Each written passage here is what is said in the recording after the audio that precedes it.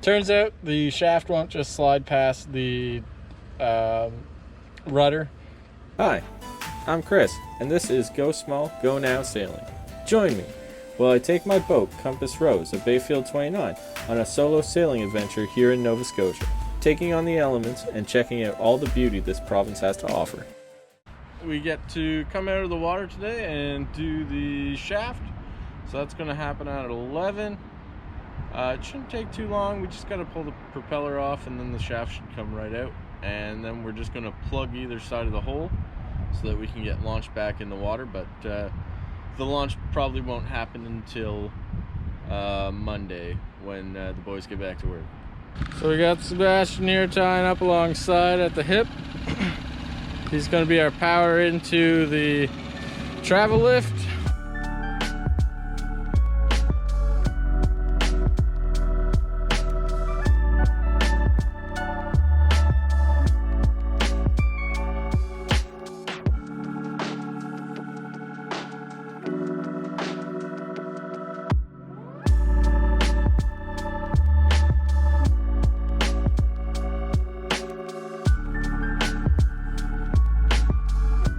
So this is what the hull looks like after a year of being in the water, a full year.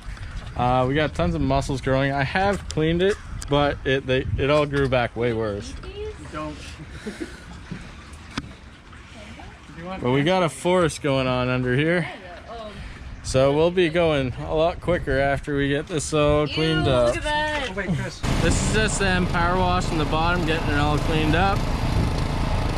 They do a pretty good job. So the projects we're doing this weekend are going to be putting a new garboard drain on, because the one here, if you look, it cracked on me, so it's all cracked up. So I want to get a new one on so there's no potential for a leak there. And then the other thing is that we're going to be pulling off my prop to pull that shaft out there. So we'll pull the prop shaft off, and then once it's off we'll have it sent away and we'll get a new one made up, and then we can actually get back in the water and moving again.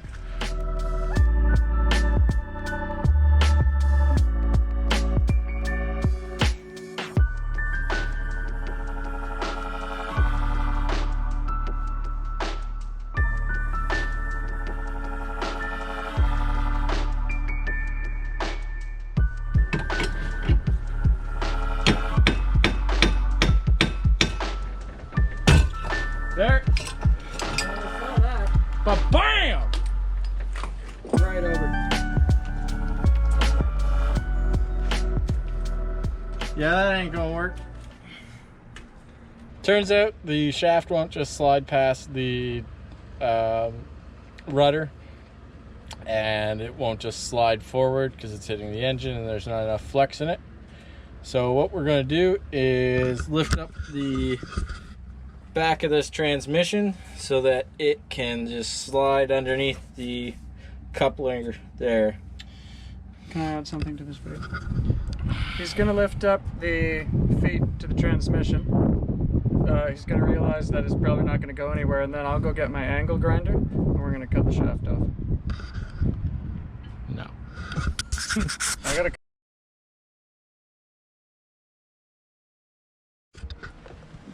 So the shaft's off. We ended up having to cut it off with a grinder because we couldn't get it out underneath the engine, and pulling the rudder off to get it off right now is just too much work, and there's too much that could go wrong for us going back in the water and then having to take it all back apart again, because we'd have to rebed it, wait for all that to cure, and then when we go to put the shaft back in we'd have to rebed everything again. So if we're going to do it that way when we put the shaft back in, then that's fine, because then we're only rebedding it the once. So it's day 3. We go back in the water tomorrow, and just going to show you how I got it plugged up here. So I have one of these plugs that you squish it in there and then pull that, you tighten it down and then you pull that top, and it completely fills the hole. I plugged it at either end so that just to give myself a little bit of peace of mind, actually. This plug down here is just a foam squishy plug, and I got it tied off so that if it falls out that it'll just float up to the surface and we'll still have it and can jump in the water and put it back in.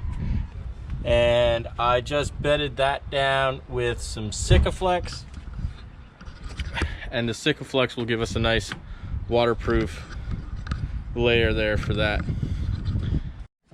So today's an exciting morning. We are back in the water today. So we're gonna splash down and then just get put back at our dock here, and then, you know, we'll have the shaft made up, and it shouldn't be too much longer until we are back out on the water and getting to go up and down the coast and find some nice little spots to go stay in. So that's very exciting that we'll be out there, back out there very soon.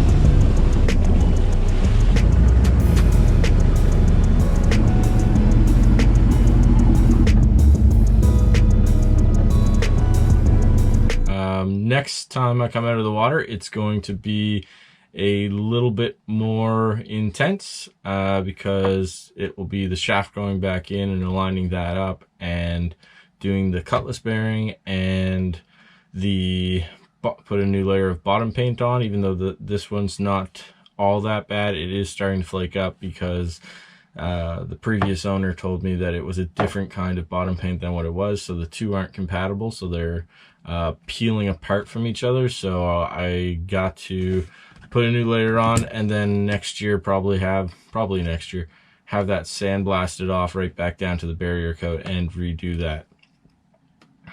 But for now, it is just a quick and dirty bottom paint for it, and then yeah, we get back out enjoying the ocean. All right, see you then.